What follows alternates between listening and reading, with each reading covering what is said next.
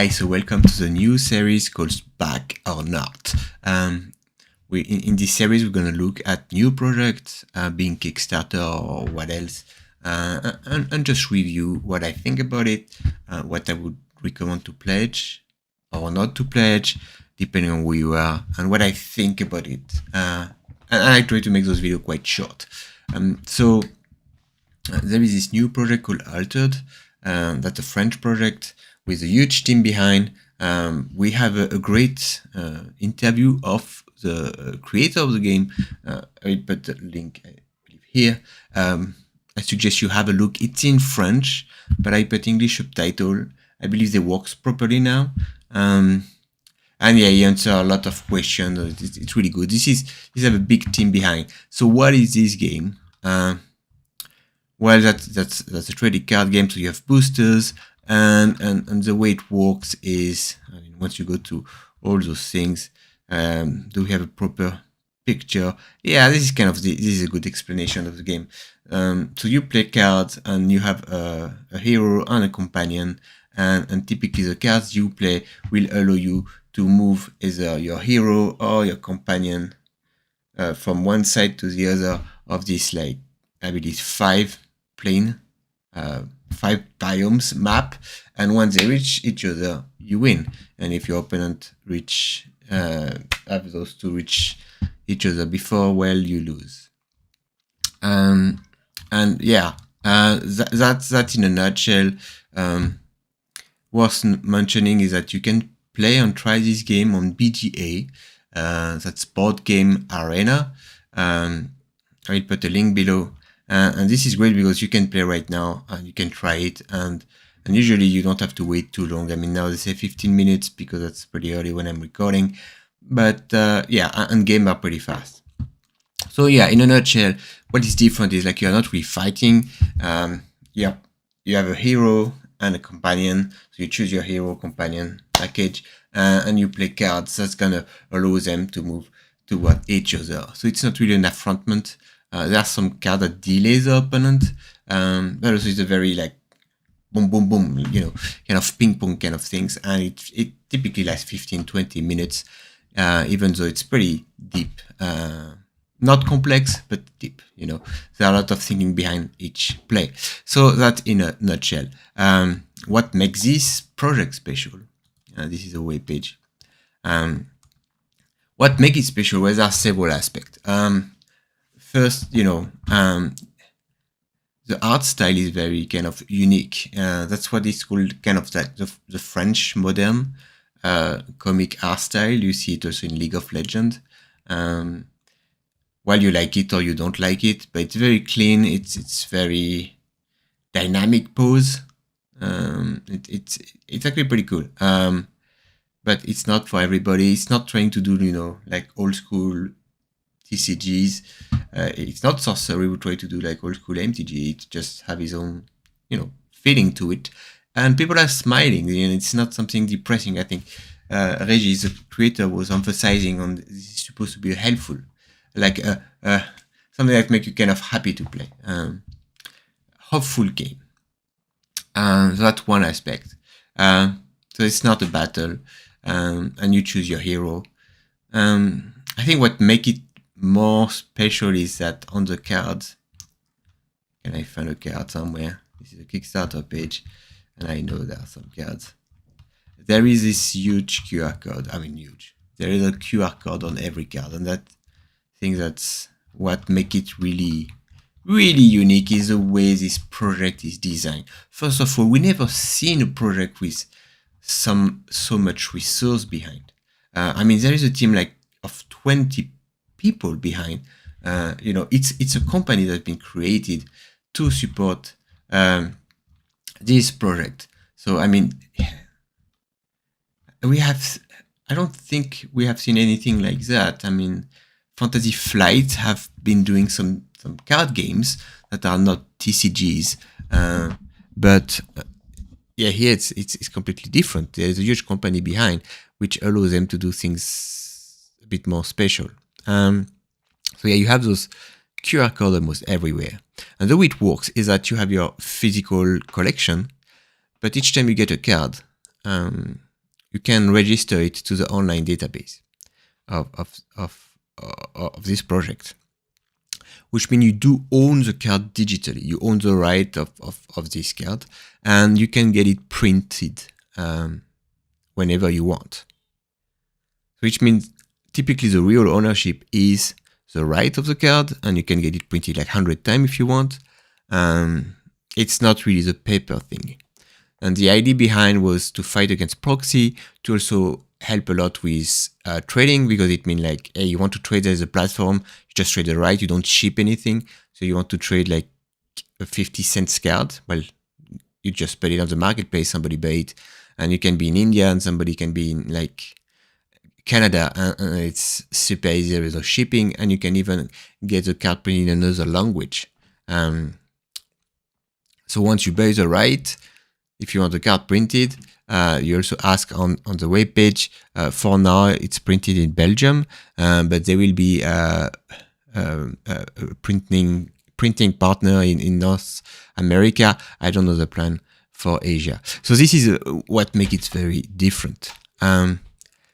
The other aspect that is quite different is that there are some cards called unique. And this is something that kind of bothers me a bit, but I will talk about it later. So, in terms of rarity, you have the common cards and the rare cards. Pretty straightforward. 8 common per booster, 3 rare per booster. And then you have the unique card. One every, actually now it's 6 boosters in the Kickstarter. But those unique cards are typically, it's the same character. It can be in common and rare, and there is this altered rare that is from another faction. And it's the same character with the art being a bit different, but the effect of the card is unique, which means, it's actually, I don't know, they developed an algorithm making it, not sure what I think about it also. I guess we will have to see. It seems the algorithm is pretty good, so, it's not going to be something crazy. But the effect of the card is going to be one card will have one effect, and there will be no other card like that. Which means, it could be super exciting, because each time you open a unique, you can really think of different strategy, and when you play against your opponent, that's going to be different. I will explain later why there are also bad point about that. The 3 really uniqueness of this game is well, the unique card, the QR code, this kind of printing on demand, and this aspect that you don't battle. It's more like a cheerful kind of game. In terms of gameplay, like I was saying, you don't fight. You have those 2 characters reaching each other. You can see here. On this platform, you have those biomes, and you can attack on 3 different fields. Can be for each of them there is grass, water, and mountain, and not all the biomes, not all the card you travel are covering all those 3 biomes. So there are a lot of strategic aspects. So from a strategic point of view, it's actually very, very good, even though it's not complex at all. It's also very refreshing. It's more kind of a Euro board game approach, I would say, more than the traditional TCG battle.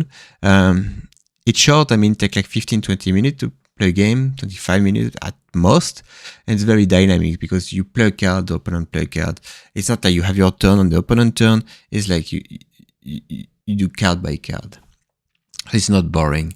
A lot of decision, even though you play typically just like 3 cards max per turn. You have to think really, because there are several ways. You also have like, once you play a card, it goes to your reserve. So it's not discarded. You can replay it one time, but the effects are different.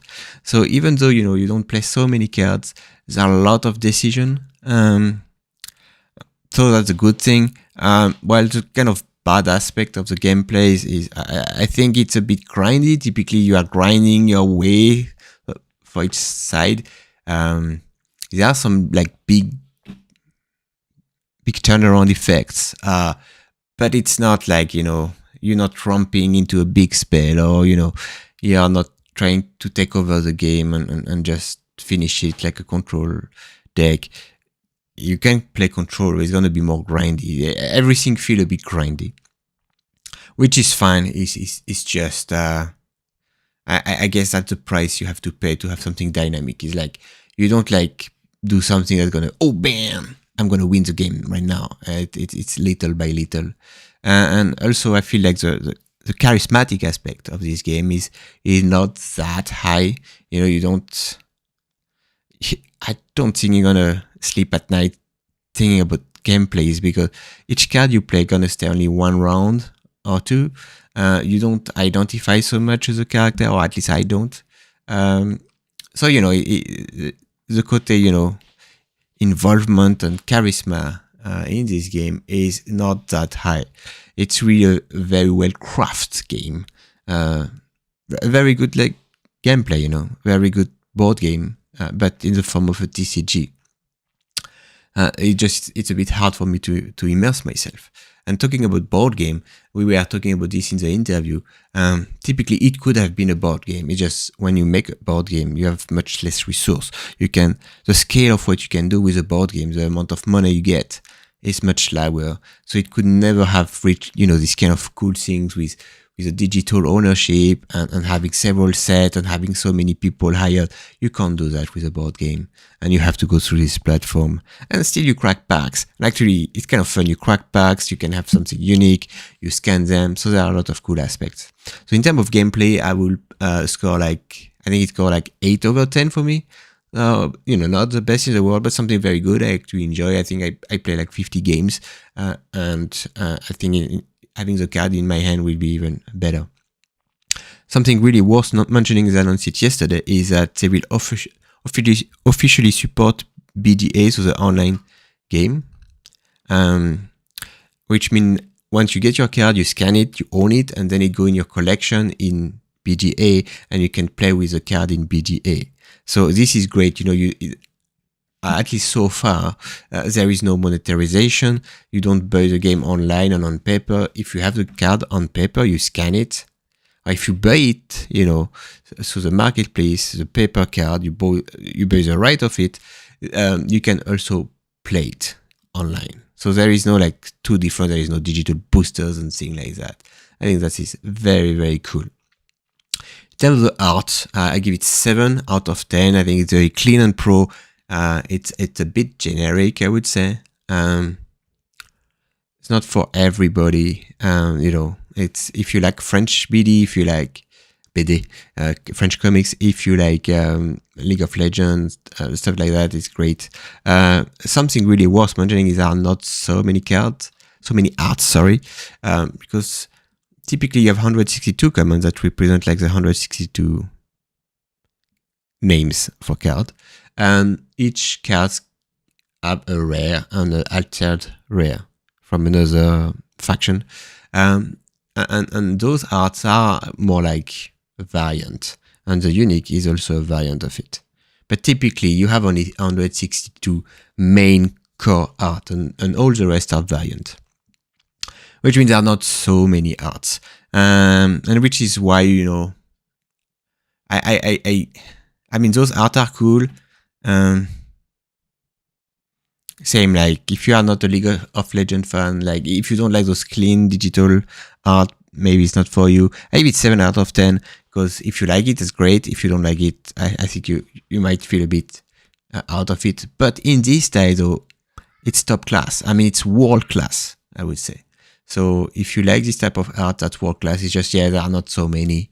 It's only 62. But the idea of, if you like variant, there's a little story between all the variants, this is pretty cool.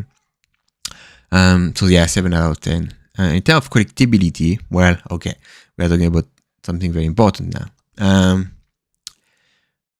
The first thing is that it's very easy to collect all the names, all the main art and all the names. Those are in commons, calculated with 2 boxes. It should be very easy to have one of each commons. Actually, with 1 box, you could have probably 70% of them, and you could buy them online with a marketplace, because that's, you're not going to have to ship anything, you just buy the rights, and probably they're going to be worth nothing. So that could be a way. The common are worth nothing. I think the digital right will also be worth almost nothing. And we're going to talk about value, but yeah, I would recommend if you just want to have the full set of the name and arts, you get 2 box, because it also allows you to have some fun and understanding things. Because of this print on demand, well, the physical cards are not worth much. Like if you pull out this unique card, you can print 1,000 of them. There's a minimum amount of cards that you can print. I believe Regis was saying 20. You have to order 20 cards at a time. There will be cost of shipping, which means it's not completely worthless. But there will be a lot of copy of the same card, of the same digital right. So what you are collecting is more the digital right of the card. I know they don't like to call it NFT, but that's, for me, it's more like a fun way to do NFTs more than collecting the paper cards. Which means, that depends what you want to do. One more thing, for collectibility, it's going to be impossible to have one of each unique, at least pulling them, it's impossible to get one of each unique because they are unique, but one unique card of each character. I don't even know how many there are, probably like 100 or 80, but you have I think 6 unique per box. It's gonna be impossible. So that might bother you, or you would have to buy a lot from other people, but I don't know how much people will want to sell their unique on the marketplace. So, if you have a FOMO, you might be bothered by that. Yeah, and a big aspect, it's super easy to sell your card. I mean, you open all your cards, you're gonna typically, you can play, I think, 3 copies of each rare, for example. Everything else, you just put it on the marketplace. And because it's just one click away to be boxed by anybody with no shipping, it's gonna be super cheap and super easy. So you can really sell and buy super easily in a way that we never seen before. I mean, maybe on Modo you could do that, but still you had to sell to bots and stuff like that. But yeah, acquiring cards will be extremely easy. And the physical cards, like I was saying, I don't think it's gonna be worth much. It's all about the right, but it's very easy to know who owns the right. You just scan the QR code. I would say that I think the rare will be probably worth less than $0.5. Just so that and the common will be worth nothing. The price is not really here. And I will talk about value just next. So just to review, I think for pure art collectioner, I would give it 8 out of 10 because, it's pretty easy to collect it, and because there are all those altered art to collect. And I mean, if you just want art and put them in a binder, those cards are going to be extremely cheap, except the unique maybe will be a bit harder, but that should be relatively cheap. So yeah, I think it's great. And I would want to try to get a full collection of the art, even if I don't own the digital rights. If you are a FOMO collectioner who want to have everything, I would give it 4 out of 10. Because that's going to be impossible. Well, first, you can't get all the unique. And it's going to be super hard to get all the unique art. So there will always be, I don't know. I feel that if you have the FOMO, don't do it. If you're a paper collectioner, well, I would say it's either 1 out of 10 or 10 out of 10. If you don't mind the fact that your paper cards are worth nothing, well, that's 10 out of 10. And that's amazing. You can get the full collection. You can still enjoy opening pack. And you can sell them, which allow you to make money, to buy more packs and go on and so on and so forth. But if you care about, the value of what you touch with your hand and you don't like digital ownership of things, well, that's really not good. So it's really polarizing. It's 1 out of 10 or 10 out of 10. In terms of value, well, those are my estimation. First of all, the rares are not worth much in a box. I would say probably less than $20. A box is about €135, maybe $140. I would say, yeah, the rare probably, even $10 max, the value of the rare in a box. The value is not here. The uniques can have good value, especially now that, when you have a card digitally, you can play it on the online game. This really changed the value of things. I think, well, it depends if you pull a good unique or a bad unique, because they are, randomly generated. But I could see easily a unique card being worth at least $10. And you get now in the Kickstarter you get 6 per box, I believe, and you're gonna get like 4 per box in the non-Kickstarter version. So it's really, the Kickstarter is a huge up in terms of estimated value. I would say you can probably get about $100 value with your uniques. Well, depending on so that could be between 40 and 100. Remember, it's very easy to sell, which always make a certain depreciation in values. The foil hero, the hero will be foil. Typically, it's going to be so many. It's 1 per booster. It's going to be worth nothing. You can get some promos. It's 1 every 10 bucks. I don't count it at, it's just like, if you are extremely lucky. Actually, what is very funny is I think most of the value will be in what is called foiler.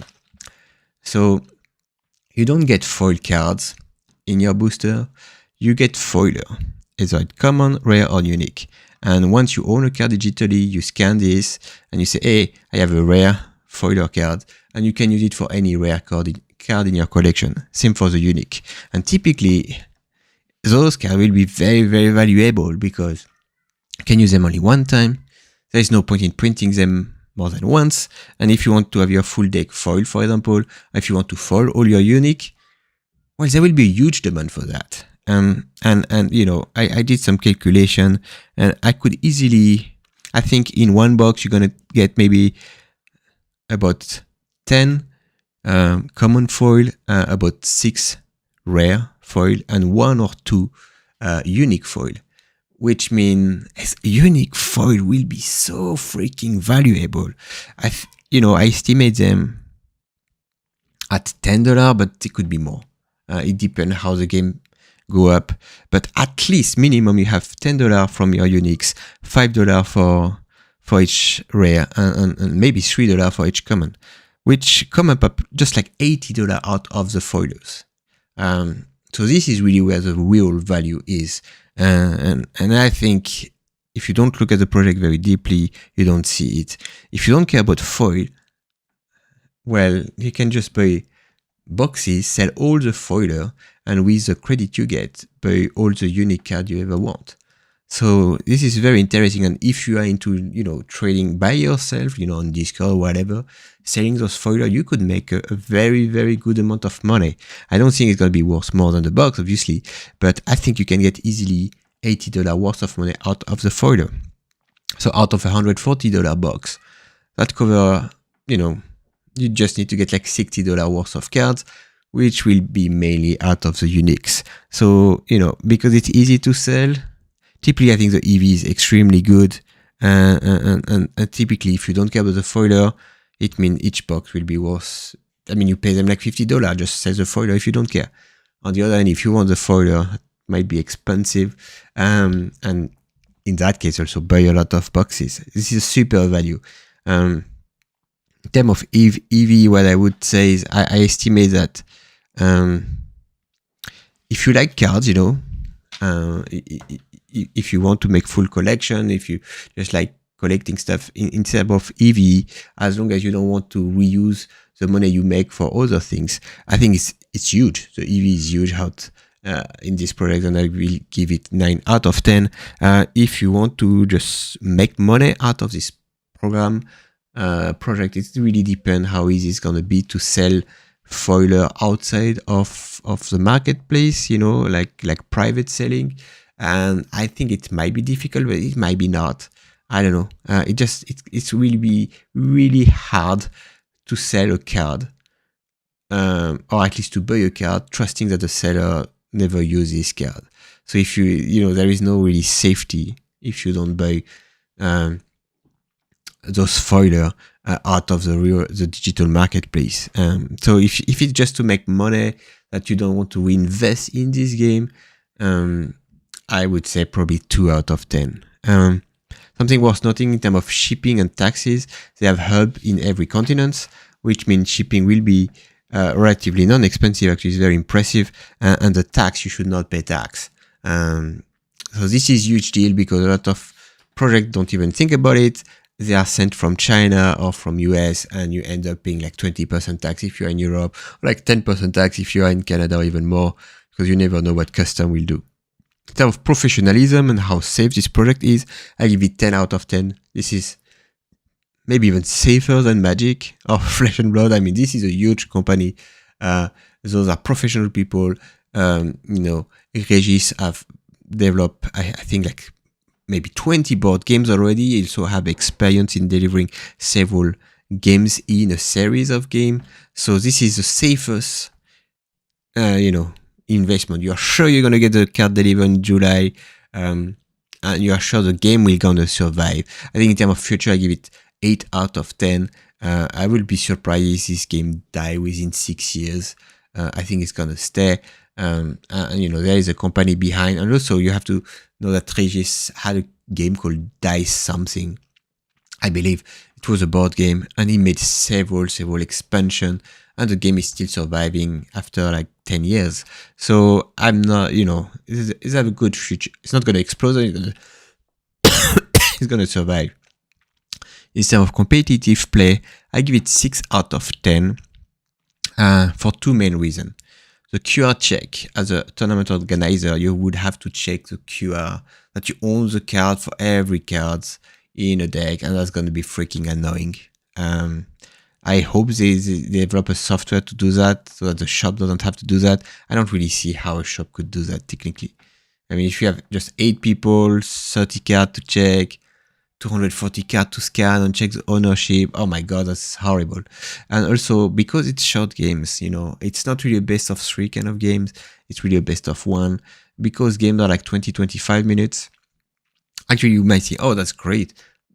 But in practice, if you think about tournament, you spend a lot of time going from one table to the other to have the organizer printing, the pairing and stuff like that. So typically there is always like 15 minutes minimum between rounds, just, doing stuff. And short games are actually, not good for that.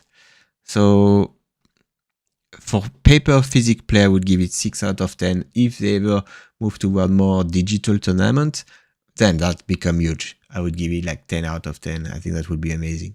But it's not something they want to really push so far. In terms of fun factor, which is hard to quantify, I give it 8 out of 10 because actually I do like QR codes. I think it's fun to scan all those cards. I think it's fun to have, those unit cards. It's fun to just sell and buy stuff, see the price changing. It's like you are paying stock. It's like you are playing NFT without really worrying about, I'm not going to lose much money on that. Look at the uniques, might be funny. Having all those alt cards is funny. It's just, you're going to get bored of putting the same kind of art. Going to be bored to put the same kind of card. And there is no chase card typically because the best card will be uniques. And yeah, you can't really chase something that there is only one, So the lack of chase card, or like a Black Lotus, a Philosopher's Stone, a Mothman, or whatsoever, the legendary equipment in Flesh and Blood, the lack of that is actually a big hit for me. Like, it's a big down in terms of fun factor, because I open my stuff. Yeah. I'm not gonna be wow opening something, I think that's gonna be the aspect. I can't really build up and say, oh yeah, I want this, this Fable card, or I want this Black Lotus. No, it's not going to happen. So let's move to what to back. What I recommend to back. So first, yes, I do recommend to back for most of people. Let's look at the pledge. They are here. They have a lot of stuff that you can buy outside of the pledge. All right. Let me check my notes. So if you're just a casual guy who want to try the game, or just want, you think you have friends, you don't mind not owning the card, you can just print more of them or like buy them online and get them printed. I think this pack is good. I would get at least one booster to have the experience, to have the foiler and stuff like that. I would say this plus one box. Remember those those Kickstarter box, actually you get 6 unique cards, and you get a lot of things in it. You have altered unique card that you can't get after. So really, if you want to spend money in this product, you do it now. You don't wait for retail. I think retail is going to be really sad to buy stuff on retail. You just feel sad you didn't buy them during the Kickstarter. So if you just want to try out, if you are more casual, I still would recommend you get this €150 pack plus 1 box, because then you get all the common. You can print 3 of them. You get a decent amount of rare, and you kind of really enjoy the experience. If you're a flipper, if you just want to invest, well, first, what is kind of cool is it's really not the market for that. You are forced to buy the 2 starters. You need starters because they have all the tokens and things like that you need. If you're a flipper, ideally, I would say just get 2 boxes and keep them sealed. Like I said, I think it's going to be hard to make money out of a box. Just opening things, but it's going to be hard to lose money. It's really kind of like you get what you pay for. But if the game catch up, the box might be worth a bit more. But it's not really a product for flippers. So if you're a flipper, what to back? I would say just buy like 1 or 2 box, kind of same, expert pack with 1 more box. Keep 1 seal, or keep both sealed. I think sealed, they will have more value. If you're a competitive player, and want to play tournaments or own the digital rights, I think you should buy at least 4 boxes. I think 4 is kind of a good target. You will have to buy digitally some cards, but that's fine. And actually, this pack is really good. I would recommend getting this. In terms of value, that is, the starters are a bit sad. You still pay like 125 per box if I don't cut the starter, which means the add-ons, because they are 129, I believe, are not that much expensive. So I would say go for 4 if you want to play competitive, or you can add 2 box. I think 6 box seems to be the perfect number. It's also the value for a case. I'm still not sure. I ask if you buy 6 box, if you are guaranteed to get them in a case. I hope so. There is something huge that got unlocked yesterday, is that you have those gold packs. A gold pack have like 10 unique cards and 2 unique foiler. So the value, I told you, unique foiler will be worth $10 or $20. Unique card will be worth at least $10. You could have like $150 pack easily. Those are once every 7 boxes. They didn't do it every 6 box, so you are not guaranteed in a case. However, you have a good chance, and I think getting a case is kind of a good value, because of this hunt also. So yeah, I think for competitive player, if you can get at least that, the 4 boxes, but if you can push and get 3 more boxes, I would recommend it. If you're collectors, well, I think ideally you would want 8 boxes. I did some calculation. Just so 6 boxes mean you are almost guaranteed to get 1 of each rare, which is huge. You come with like 80% chance to get 1 of each rare. But with 8 boxes, you will get enough cards that you can sell and buy. You can't buy 2 packs of that. So you have to get this pack plus 4 boxes. But if you're really a pure collector, I would recommend that. This pack plus 4 boxes. So to summarize, for most of people, I would recommend 6 boxes. So this pack with 2 boxes. If you are casual, I would recommend this plus 1 boxes in 1 box. In terms of this looks like a good value, but actually you have 3 boxes and not 4 boxes. Just remember that. And yeah, you have tons of things. Something to remember, all of that will be available at retail. It's just a bit cheaper. And typically the case box are where you have the uniqueness and the value of things. So I would say skip that. If you really like the game, you can buy it later on once it's in your shop, but really focus on, this is kind of ridiculous, but try to get 4 box to 6 box. Really focus on the boxes. In terms of starter, they're all kind of good. I like Izmir, this is control, or this is pretty cool. Bravos is aggressive. I don't know, maybe kind of gets too, I would say Bravos and Izmir is kind of cool, to have like a good balance, but you can't really go wrong. Yeah, so I think like, yeah, 4 or 5, you know, and really the best value for me is really this pack. Finally, yeah, in terms of overall grade, overall conclusion about this project, I think it's really depend who you are. And also, I think it's something, if you don't get in the Kickstarter, you're going to feel really sad if you go in it once it hits retail, because that's going to be, the pull rate is so much lower in the retail, and you're not going to get the foil hero, and you know, typically it's going to cost you a lot of money. Typically, I would say, maybe I'm exaggerating things, but one retail box will have an EV that is probably half the one of a Kickstarter box, and it's not going to cost you more. So it's kind of sad.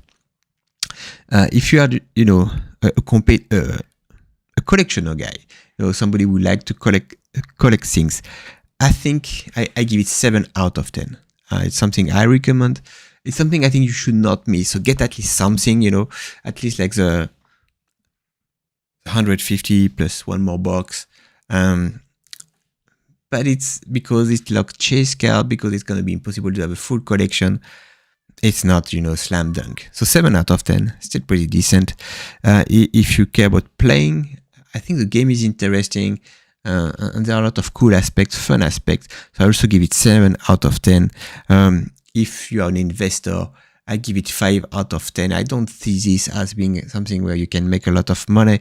I could be wrong out, obviously, but also you will not lose all your money in it, which is quite interesting. That's why I give it still 5. The product will be delivered. You can sell your card easily with the marketplace. So yeah, it's good. Any red flag? Because red flags are important. I mean, the 2 red flags that I can see is the paper card will be worth nothing, which is something we have to get used to it. It's not obvious, and the art can be a lot quite generic. I don't call it red flag. It's just something to keep in your mind when you start investing or spending money in this project. As long as you're okay with that, really, I highly recommend. And I think you should get this plus 1 box if you just want to tip your toe, or if you're a collectioner, or if you are a competitive player, and if you can afford it, this plus 2 more box. And that's what I'm going to get. I'm going to get a case, so 6 bucks. So that's totally, it's like 800 euro. You know, I know I'm not going to be able to sell it for like 2,000 euro, but I know, I mean, if I really want to, I'm going to be able to sell it for the same price. So, you know, it's a very low risk, low return kind of thing, and this is more to have fun. This is my conclusion. Yeah, overall like a 7 out of 10 for collectioner and player, and for investor, maybe find another project. This is more like a 5 out of 10. Thank you very much. I hope you like this kind of video, and I see you later.